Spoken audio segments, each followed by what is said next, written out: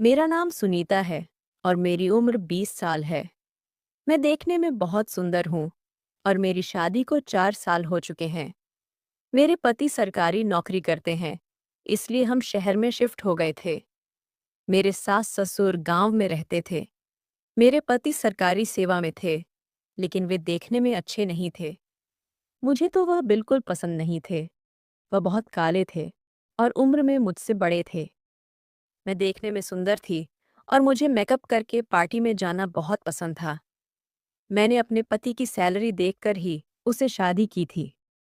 मुझे लगता था कि अगर हमारे पास पैसा होगा तो हम अपनी जिंदगी अपनी तरह जी सकते हैं। पैसे से सब कुछ हासिल किया जा सकता है, इसलिए मैंने एक अमीर आदमी से शादी की। वह भी शहर में अकेला रहता था, तो मुझे सास ससुर की चिंता करने की जरूरत नहीं थी। हालांकि सब कुछ मेरे मन मुताबिक था, सिर्फ पति को छोड़कर। कहते हैं ना, एक चीज पाने के लिए दूसरी चीज खोनी पड़ती है। एक दिन मेरे पति अपने चचेरे भाई को लेकर घर आए, जो गांव में पढ़ाई कर रहा था और अब इंजीनियरिंग करने शहर में आया था। शहर में नए होने की वजह से उसकी रहने की कोई व्यवस्था नहीं थी, इसलिए मेरे पति ने उसे कुछ दिनों के लिए हमारे घर लाने का फैसला किया। वह बहुत सुंदर था और मैं उसकी ओर देखती रही। देखकर मेरा मन हुआ जैसे मेरे सपनों का राजकुमार सामने खड़ा है। मेरे पति ने हमारी और उसकी पहचान करवाई, क्योंकि उसके पेपर होने के कारण वह हमारी शादी में नहीं आ पाया था। मैंने जब उसे हाथ मिलाने के लिए आगे बढ़ाया, तो उसने मुझसे दूर से हाथ जोड़कर नमस्कार किया। यह देखकर मैं थोड़ी गड़बड़ हो गई और खुद ही शर्मा कर अपना हाथ खींच लिया। मेरे पति ने बताया कि वह इंजीनियरिंग करने के लिए शहर आया है और जब तक उसकी रहने की व्यवस्था नहीं होती, वह हमारे साथ रहेगा।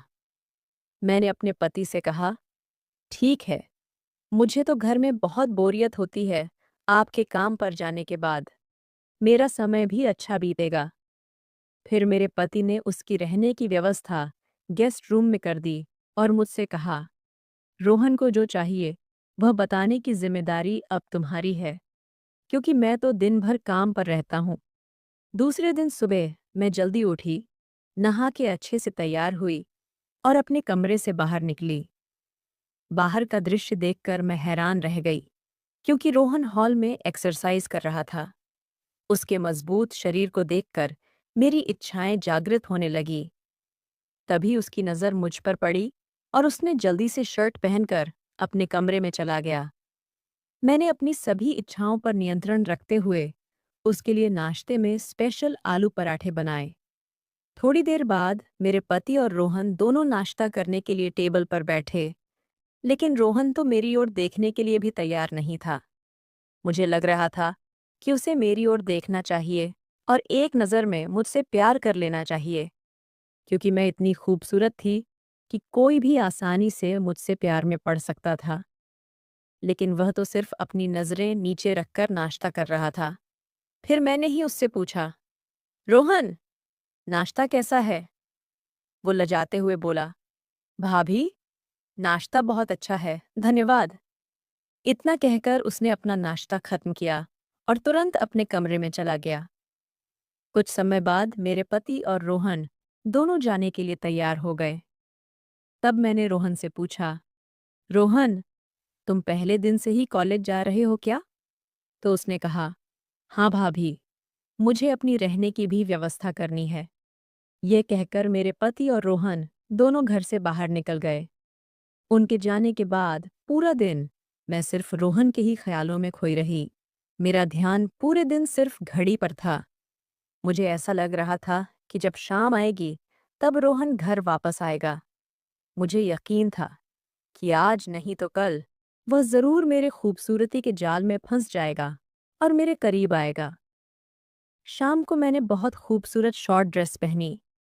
सच कहूं, मेरी शादी को 5 साल हो गए थे, लेकिन आज तक मैंने अपने पति के लिए ऐसा कभी तैयार नहीं हुई थी। शादी के शुरुआत में थोड़े दिन मैं उनके लिए तैयार रहती थी, लेकिन धीरे धीरे घरेलू कामों में व्यस्त हो गई और अपने प्रति ध्यान नहीं दिया। मेरे पति मुझे कभी किसी पार्टी में ले जाते थे, तब मैं अच्छा तैयार होती थी, क्योंकि वहां भी युवा और सुंदर लड़के होते थे।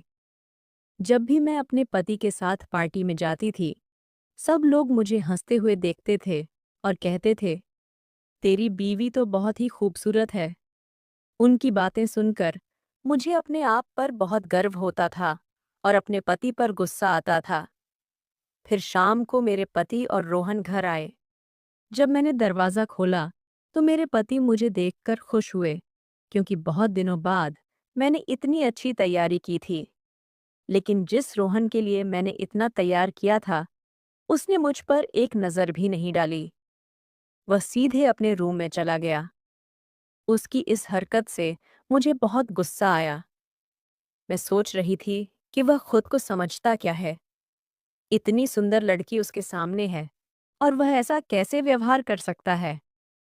तभी मेरे पति मेरे पास आए और बोले, सुनीता, तुम आज बहुत सुंदर लग रही हो। तुम रोज मेरे लिए क्यों नहीं ऐसा तैयार होती? मैंने जवाब दिया, अभी मेरा सिर बहुत दर्द कर रहा है और मेरा मूड भी ठीक नहीं है। मैं कितनी देर से तुम्हारी राह देख रही थी। अब बहुत देर हो गई है और मुझे खाना भी बनाना है। यह कहकर मैं अपने कमरे में चली गई। आराम से बैठकर मैंने खुद को देखा। अपने हाथों की कंगन और कान की बालियां टेबल पर रख दी और ड्रेस बदलकर रसोई में खाने के लिए चली गई। उसके बाद से 5-6 दिन ऐसे ही बीत गए, लेकिन रोहन मेरे लिए वैसा ही व्यवहार करता रहा। उसने एक बार भी मेरी तरफ देखकर नहीं देखा। जितना मेरा मन उसके पास जाने के लिए बेचैन था, उतना ही वो मुझसे दूर रहता था। अब मुझे किसी भी तरह उसे पाना था।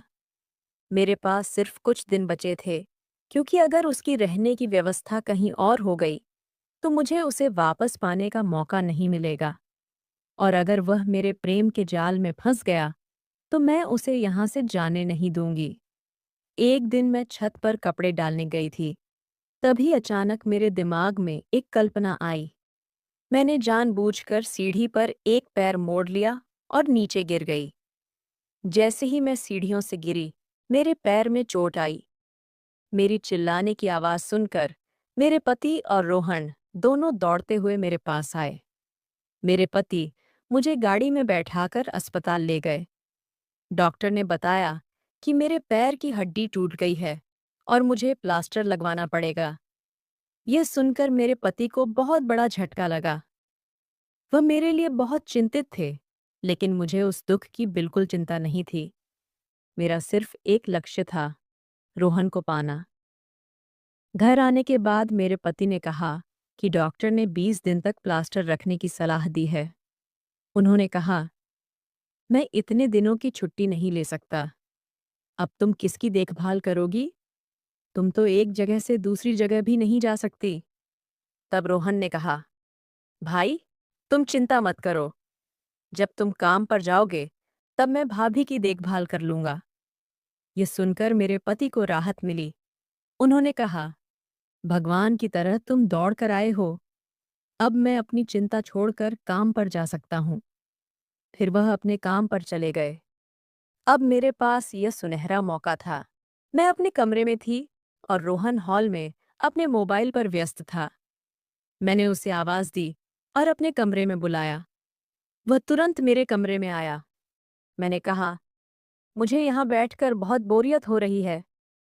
चलो, मुझे हॉल में ले चलो। लेकिन उसने कहा, भाभी, मैं ऐसा नहीं कर सकता। जब भाई आएंगे, तब वो तुम्हें हॉल में ले जाएंगे।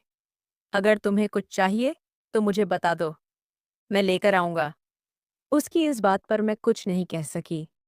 मैंने कहा, ठीक है, मुझे अभी कुछ नहीं चाहिए।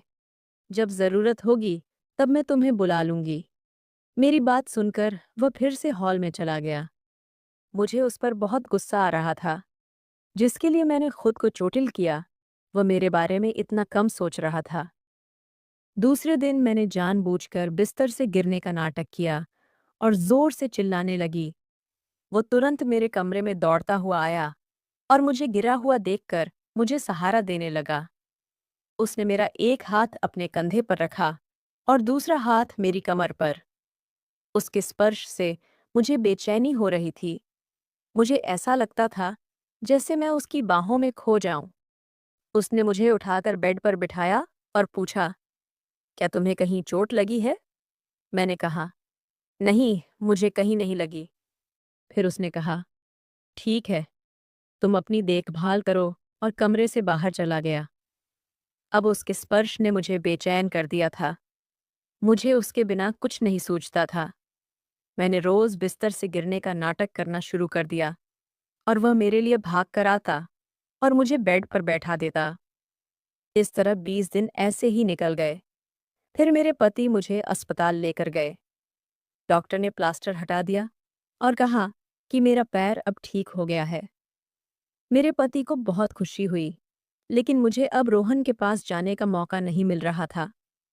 इससे मैं बहुत परेशान थी। मैं दिन भर यही सोचती रहती कि मैं ऐसा क्या करूं कि रोहन मेरा हो जाए। एक दिन मेरे पति ने फ़ोन किया कि उन्हें घर आने में देर होगी। घर में मैं और रोहन ही थे। इससे मुझे मौका मिल गया उनके पास जाने का। मैंने खाना देने के बहाने उनके कमरे में जाने का फैसला किया। उस समय मैंने नाइट गाउन पहना था, सुगंधित परफ्यूम लगाया था और अपने बालों को खुला छोड़ रखा था ताकि वह मुझे देखकर आकर्षित हो जाए। लेकिन जब मैं उनके कमरे में गई तो देखा कि वह अपने मोबाइल में व्यस्त था। मैंने रोहन से कहा, मैं आपके लिए गर्मागर्म खाना लेकर आई हूँ, जल्दी से खा लीजिए। लेकिन उन्होंने कहा, भाभी, खाना टेबल पर रख दो, मैं थोड़ी देर में खा लूंगा। जब मैं ऐसा कह रही थी, उन्होंने अपना मोबाइल तरफ किया और मेरी तरफ भी नहीं देखा। मुझे नहीं पता वह इतना घमंड क्यों कर रहा था। अगर उनकी जगह कोई और होता तो अब तक मेरा पूरा फायदा उठा चुका होता। लेकिन यह तो बहुत अलग तरह के इंसान थे, जिनमें कोई भावना नहीं थी। जब रोहन ने मुझे जाने के लिए कहा तो मुझे उनसे बहुत नफरत होने लगी। मैं गुस्से में वहां से चली गई और सीधे अपने कमरे में जाकर सो गई। रात भर मैं उसी के बारे में सोचती रही और मुझे पता ही नहीं चला कि मेरे पति घर कब आए और मेरे पास आकर सो गए। सुबह उठने पर मेरे पति ने मुझे बताया, आज मुझे ऑफिस के काम से 8 दिनों के लिए दूसरे शहर जाना है। तुम अपनी देखभाल करना, और रोहन तो है ही, उसे जो भी चाहिए उसे बता देना। इस खबर को सुनकर मुझे बहुत खुशी हुई। अब मैं अपनी इच्छाएं पूरी करने का और एक मौका पा चुकी थी। मैंने मन ही मन ठान लिया कि मैं अपनी सारी बातें रोहन को बताने वाली हूँ। देखती हूँ वह अब क्या नाटक करता है। मैं उससे जो चाहती हूँ वह सब मैं उसके साथ करूँगी। मेरे पति ने रोहन से कहा, मैं कुछ दिनों के लिए बाहर जा रहा हूँ। तुम अपनी भाभी का ध्यान रखना और उसे मत जाने देना, क्योंकि उसका पैर अब भी ठीक हुआ है। रोहन ने कहा, भाई, मुझे तुम्हारी जान पहचान के जरिए जल्दी ही रहने की व्यवस्था करनी है। मैं अब तुम्हारे यहाँ रहना नहीं चाहता। इस पर मेरे पति ने पूछा, क्यों? क्या हुआ? तुम्हें यहाँ कोई परेशानी है? रोहन ने सच नहीं बताया, बस इतना कहा, मैं तुम पर बोझ नहीं बनना चाहता। कभी न कभी तो मुझे यहाँ से जाना है। मेरे पति ने कहा, ठीक है, जब मैं लौटूंगा तब देखते हैं। लेकिन तुम अपनी भाभी का ध्यान रखना। मैं तुम्हारे भरोसे उसे छोड़कर जा रहा हूँ। मैंने पहले कभी उसे अकेला नहीं छोड़ा, लेकिन अब तुम हो, इसलिए मुझे कोई चिंता नहीं है। रोहन ने कहा, हाँ भैया, तुम निश्चिंत रहो, मैं भाभी का ध्यान रखूंगा। रोहन की बात सुनकर मेरे पति बेफिक्र होकर काम के लिए बाहर जाने लगे। जैसे ही रोहन अपने कमरे में जा रहे थे, मैंने उन्हें रोक लिया और कहा, मुझे आपसे कुछ महत्वपूर्ण बात करनी है। तो उन्होंने कहा, बोलो, क्या कहने वाली हो? लेकिन वह मेरी तरफ देखे बिना ही बोल रहे थे। मैंने कहा, मेरी तरफ देखिए, मुझ में क्या कमी है? मैं कितनी सुंदर हूँ और मेरी काया कितनी आकर्षक है। आपको जो कुछ भी चाहिए, मैं उसे देने के लिए तैयार हूँ। तो फिर आपकी समस्या क्या है? मैंने खुलकर कहा, मैं आपसे बहुत प्यार करती हूँ और मुझे आपके भाई के साथ रहना बिल्कुल पसंद नहीं है। मैं उसे नफरत करती हूँ। अगर आप तैयार हैं, तो मैं अपने पति को छोड़कर हमेशा आपके साथ रहना चाहती हूँ। मैं आपसे शादी करना चाहती हूँ। मेरे पास बहुत पैसा है। मैंने उनसे कहा, मैं तुम्हें किसी चीज की कमी नहीं होने दूंगी। मेरे ये सब कहने पर उनका चेहरा गुस्से से लाल हो गया। मेरे कुछ और बोलने से पहले ही उन्होंने मुझे एक थप्पड़ जड़ दिया और कहा, तुम्हें शर्म नहीं आती भाभी? तुम मुझसे ऐसी बातें कर रही हो। मैं अपने भाई का बहुत सम्मान करता हूँ और उसका विश्वास नहीं तोड़ सकता। वह तुमसे बहुत प्यार करता है, लेकिन तुम उसकी प्रेम की थोड़ी भी कदर नहीं करती। पैसा आज है, कल नहीं, लेकिन सच्चा प्यार कभी नहीं मिलता। अगर आगे से तुमने मेरे साथ ऐसा कुछ किया, तो ऐसा कहकर रोहन अपने कमरे में चले गए और दरवाजा बंद कर लिया। रोहन का मुंह पर हाथ उठाने का गुस्सा नहीं था, लेकिन उन्हें मेरी खूबसूरती की भी थोड़ी कदर नहीं थी। ये मुझे बहुत बुरा लगा। अब रात हो चुकी थी और मुझे किसी तरह नींद नहीं आ रही थी। रात का 1 बज रहा था। तभी मुझे याद आया कि रोहन के कमरे की एक्स्ट्रा चाबी मेरे पास है। मैंने उस चाबी से रोहन के कमरे का दरवाजा खोल दिया। अंदर जाकर देखा कि रोहन सो रहे थे और कमरे में पूरे अंधेरे में हल्की रोशनी फैली हुई थी। मैंने बिना आहट के उनके पास जाकर ब्लैंकेट में घुस गई और उन्हें गहरी नींद में सोता हुआ पाया। तभी अचानक किसी ने कमरे में लाइट जला दी। मैं चौंक उठी और जब मैंने सामने देखा तो रोहन खड़े थे। मुझे लगा कि अगर वह ब्लैंकेट के बाहर हैं, तो फिर उस जगह कौन सो रहा है? मुझे पसीना आने लगा और डर से मेरा पूरा शरीर कांपने लगा। जब मैंने पीछे मुड़कर देखा, तो देखा कि मेरे पति रोहन की जगह पर सो रहे थे। मैंने अपने पति से पूछा, ये सब क्या हो रहा है? उन्होंने मुझे एक जोर का थप्पड़ मारा और कहा, सब कुछ बताता हूँ। फिर उन्होंने कहा, असल में रोहन मुझे पिछले कुछ दिनों से बोल रहा था कि उसे यहाँ नहीं रहना है, लेकिन उसकी मजबूरी थी। उसे रहने के लिए अच्छा रूम या होटल नहीं मिल रहा था। तुम्हारे पास आने से उसकी टेंशन बढ़ गई थी, इसीलिए उसने मुझे सब कुछ सच-सच बताया। लेकिन मुझे उसकी बातों पर विश्वास नहीं हो रहा था। उल्टा मैंने उसे बुरा भला कहा, क्योंकि मुझे लगा था कि मेरी पत्नी बहुत सादी भोली है और सिर्फ मुझसे प्यार करती है। लेकिन यह मेरी बहुत बड़ी गलतफहमी थी। वह हमेशा मुझसे कहता था, मुझ पर विश्वास करो, नहीं तो एक दिन तुम्हारी पत्नी तुम्हें धोखा देगी और तुम्हें सड़क पर ले आएगी। फिर हमने एक प्लान बनाया और तुम उस प्लान में फंस गई। अब मुझे तुम्हारी कोई ज़रूरत नहीं है।